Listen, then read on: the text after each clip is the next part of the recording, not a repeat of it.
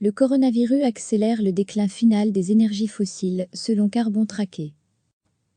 Le recul de la demande et les risques croissants pour les investisseurs pourraient amputer des 2/3 la valeur des énergies fossiles et les profits de ce secteur, selon un rapport d'experts publié jeudi.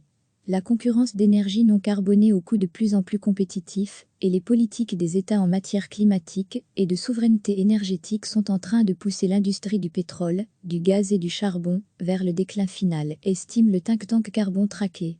Le déclin final commence quand la demande atteint son sommet, explique à la flotteur principale, Kingsley Bon, ex-analyste financier à la City de Londres. Avant l'épidémie de Covid-19, la plupart des experts situaient entre le milieu et la fin de la décennie 2020, le sommet de la demande mondiale de pétrole.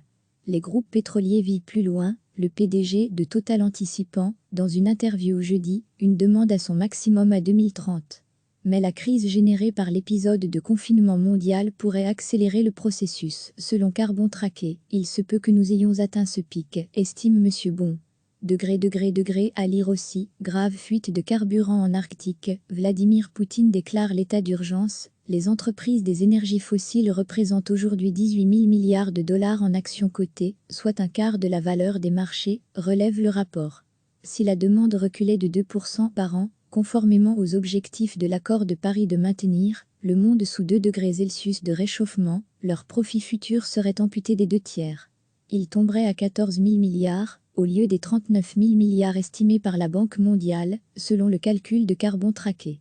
À ce jour, l'Agence internationale de l'énergie, prévoit une chute de 8% de la demande d'or noir en 2020, tout en redoutant une montée du charbon.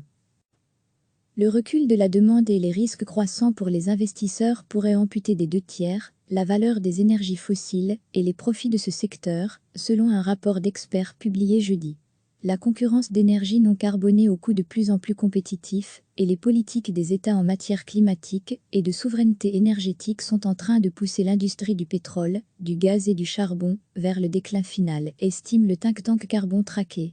Le déclin final commence quand la demande atteint son sommet, explique à la flotteur principale, Kingsley Bon, ex-analyste financier à la City de Londres. Avant l'épidémie de Covid-19, la plupart des experts situaient entre le milieu et la fin de la décennie 2020, le sommet de la demande mondiale de pétrole. Les groupes pétroliers vivent plus loin, le PDG de Total anticipant, dans une interview jeudi, une demande à son maximum à 2030.